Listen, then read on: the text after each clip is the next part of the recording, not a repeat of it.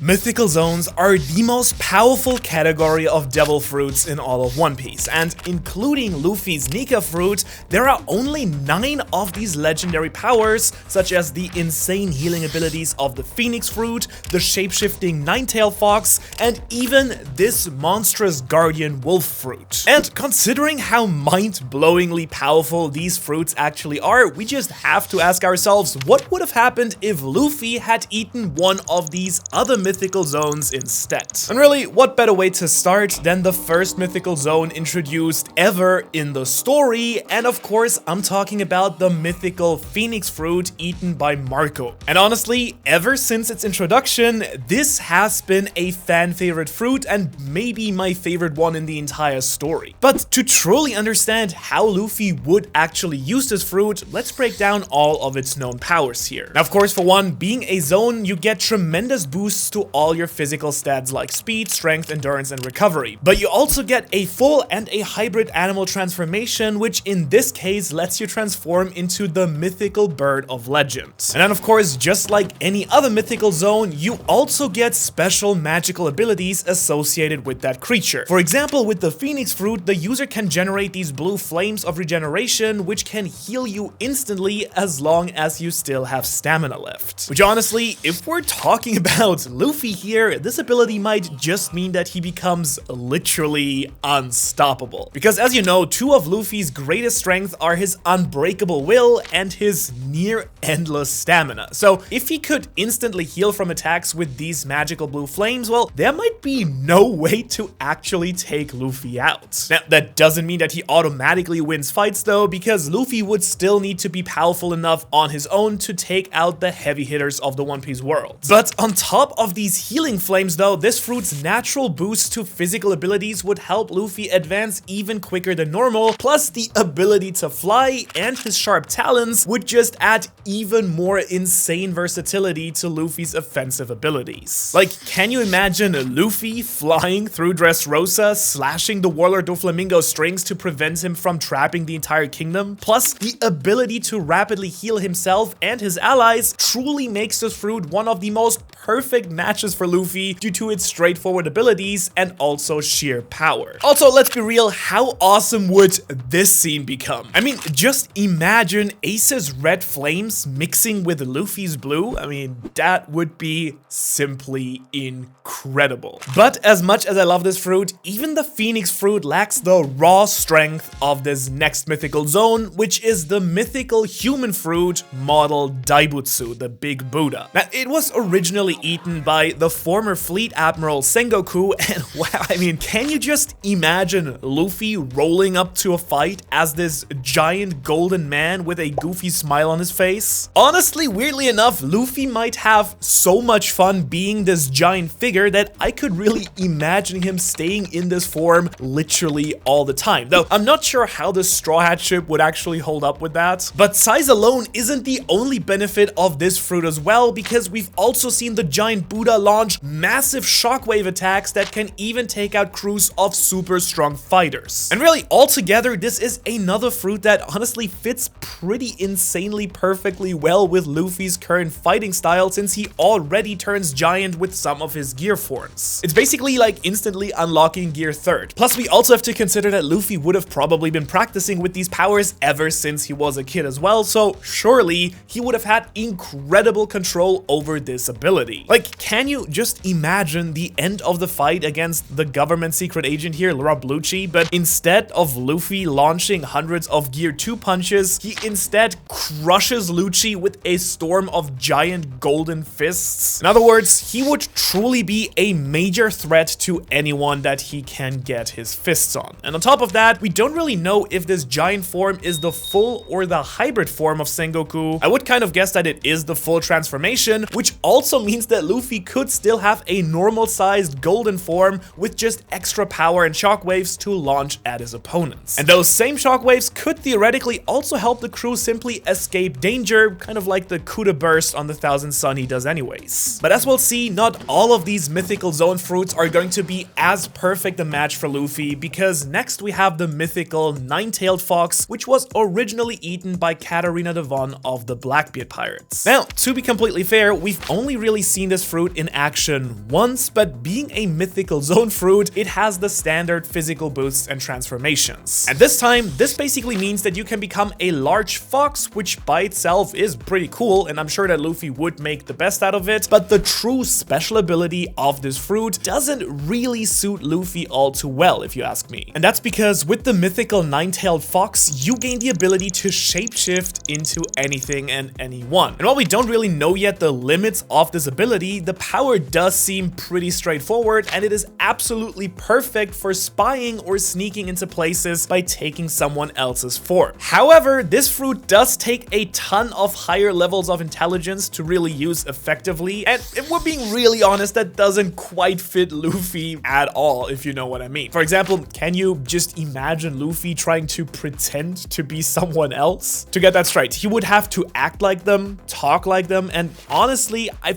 feel like he would get found out in like a matter of minutes or even seconds. Though it would sure be funny to see Luffy constantly messing around with the crew and playing jokes on them, kind of like this guy here did during the Alabasta arc. But I do wonder though how he could actually use this fruit in battle. Like, could he shapeshift into a bird to fly into the air and then transform into an elephant to smash his opponent on the ground? I mean, I'm sure that Luffy would come up with some sort of really creative fighting application for this fruit as well, but it's really far from the most impressive abilities to pair with Luffy, which, as you'll see, is the exact opposite of the perfect mythical zone fruit for Luffy, which we'll discuss at the end. But first, we have a quite unexpectedly awesome mythical zone for Luffy to use as well, because the most recent mythical zone that we were actually introduced to is the mythical Pegasus fruit eaten by this horse. In case you don't know, is actually part of Blackbeard's crew as well. And if you know anything about the mythical Pegasus, then you'll know that this fruit should allow anyone to transform into a full-on winged horse, which honestly would just be so hilarious to see Luffy galloping around with these massive wings on his back. And I'm sure he'd have lots of fun giving people rides since he's ridden a lot of creatures in the story before himself, but I really see Luffy using a hybrid Pegasus form even more. And I'm really just assuming here, but a hybrid form should let him still have his normal body, just with the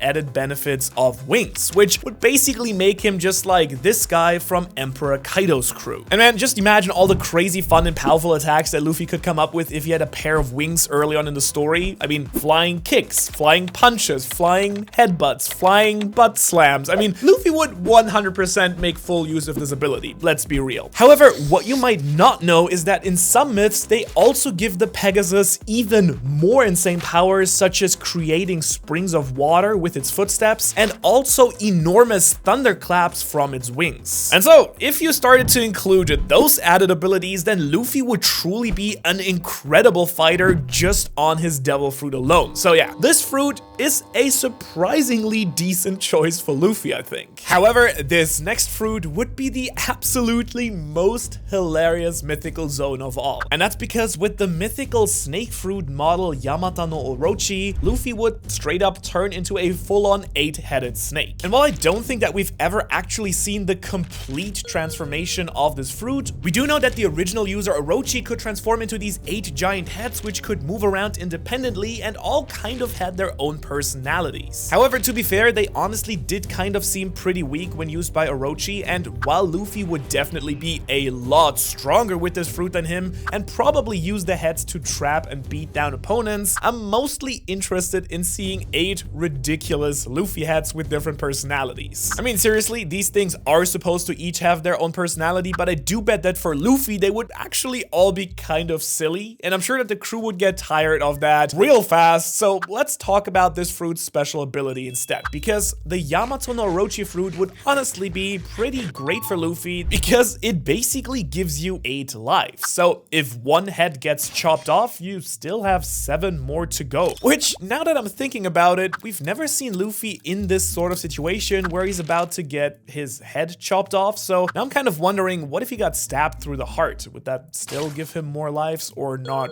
really? I'm actually not really sure, but one thing that I do know is that this next mythical zone would be the single worst one one for Luffy out of all those that we know. And that's because during Wano, we were actually also introduced to the mythical human fruit model Onyudo. And this one seemed super random actually because it was used by this fox, which I, don't get me wrong, really liked, but it kind of only played a really small role in the story. But basically, this fruit allows the user to transform into a large monk kind of mythical creature, which I mean is great for the fox because they get to become human and gain the ability to speak. But for someone like Luffy, who already is human, the only benefit that you'd really get is becoming an extra large human. Granted, I'm sure that would add some sort of power boost, but out of all the powers that we've discussed so far, this is definitely the least impressive for Luffy. I mean, this monk transformation isn't even giant size, so it's kind of debatable how much stronger Luffy would even be than in his regular form. But now it is time for the single best mythical zone fruit for Luffy to eat, not including, of course, his original Nika fruit. And that's, of course, the mythical dog fruit model Okochi no Makami. And this fruit, you might remember, was eaten by Kaido's child Yamato, and man, these powers are absolutely insane. Now, the normal transformations turn you into a mythical wolf or hybrid wolf human, with of course all the added benefits of speed, power, claws, and fangs that come along with being a giant wolf. Plus, it is actually a meat-eating animal, so that gives you an extra boost in aggression during battle. And honestly, if it were just this alone, I still think that this fruit would be awesome for Luffy. I mean, he's always gotten along really well with animals in general, so the fact that he could become one and run around the forest as a wolf just seems pretty perfect for Luffy. But that's of course just the tip of the iceberg, because this fruit's special ability is the power to create vicious ice blasts. And man, this is such a mind-bending power because it is so incredibly useful in so many different ways. I mean, just in Wano, we saw Yamato shoot out ice blasts, use the ice as armor, freeze things, and make icy shields. And that's just for combat. Think of how Luffy could use these ice powers in just everyday life. He'd basically never have to worry about falling to the ocean again if he could just freeze the water to create a mini ice island before he falls in. Plus, we always have to keep in mind that with Luffy, the more straightforward the powers actually are, the better he is likely able to use them. And looking at this really objectively, the ability to turn into a wolf and use ice powers are both pretty simple and should be easy enough for him to master in theory. Plus, Yamato mostly fights while relying on her own strength along with her giant club, so it's pretty easy to imagine Luffy doing the same thing with just the wolf deity powers as an added bonus basically. But now that we've actually found the best mythical zone fit for Luffy, the next question that we have to ask is, how much would the story actually change if Luffy had this mythical wolf fruit instead of his Nika fruit? And of course, we're gonna have to still assume that Luffy still wants to sail the world and become Pirate King, plus he'd still get his fruit early on in his childhood and have all those years to practice. Honestly, I'd like to think that the East Blue part at least goes pretty much as normal. He still wipes the floor with all the minor villains on each island, but one thing that does change is that Luffy no longer needs to be saved from drowning twice. Because remember, with his ice powers, he now has a way better chance of staying out of the water if he can just freeze the water before falling in. However, Luffy also wouldn't be able to do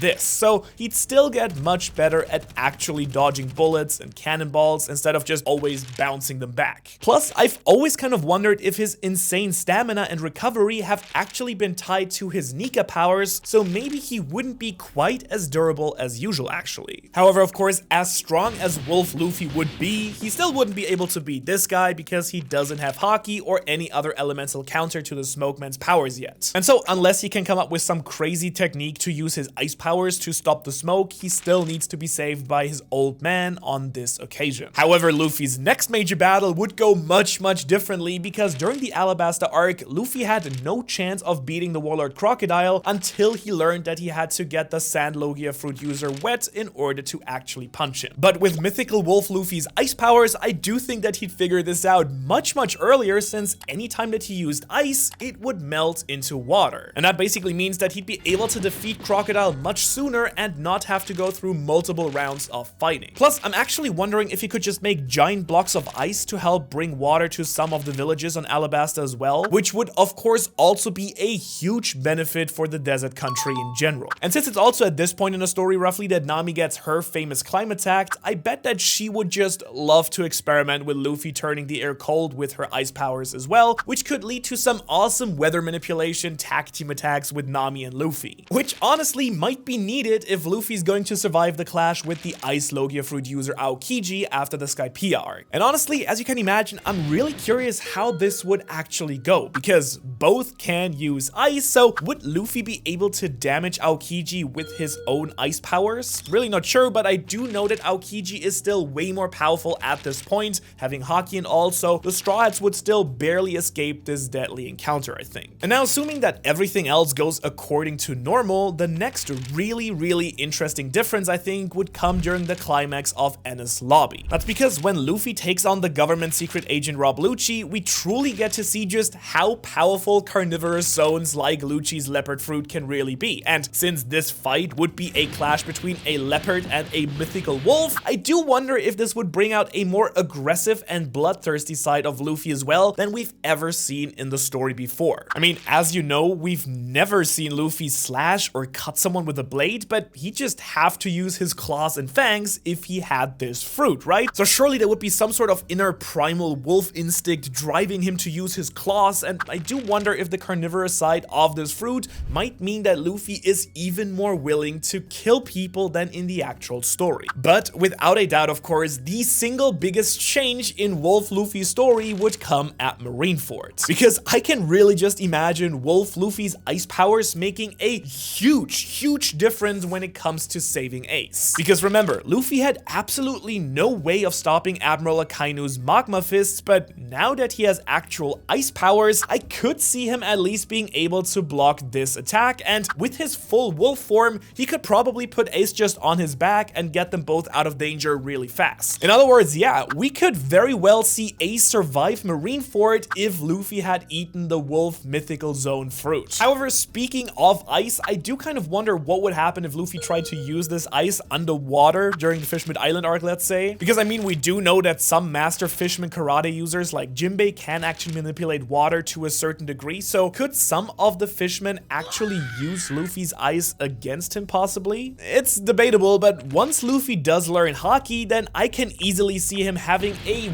way easier time fighting against the warlord Doflamingo during Dressrosa. Because keep in mind that Doflamingo used his string devil fruit to cut, shoot, and control other people, but with Luffy's Haki-coated claws now, he could easily slash right through Doflamingo's strings. And honestly, this would make the warlord's main power almost useless against Luffy, though on the other hand, Luffy wouldn't have any major power-ups like he got with his gear transformation, so he would need to already be powerful enough to take down Dofi that way. Now, of course, I suppose you could throw in Luffy's awakening at this point if he isn't already strong enough, and actually maybe this would be the perfect time for it to happen since Doflamingo also uses his awakening during this arc as well. And if Luffy did fully embrace his wolf spirit and awaken, well, it will of course come with major boosts in strength, speed, and recovery, and the area of effect of his powers. However, nonetheless, I do think that once Wolf Luffy comes up against some of the Yonko, it will once again come down to his mastery of Haki that will actually determine who comes out on top. And speaking of the Yonko, you might have noticed that we actually skipped Kaido's mythical fish fruit, which allows him to transform into this massive blue dragon, which comes with a huge arsenal of elemental abilities as well. And honestly, it might just be the most powerful mythical zone out there, but if you want to see why Luffy would actually die if he ever ate this fruit, plus how he would do with all the other Emperor's crazy devil fruits, then you can watch that video right here. Thanks for watching, and I will see you in the next one.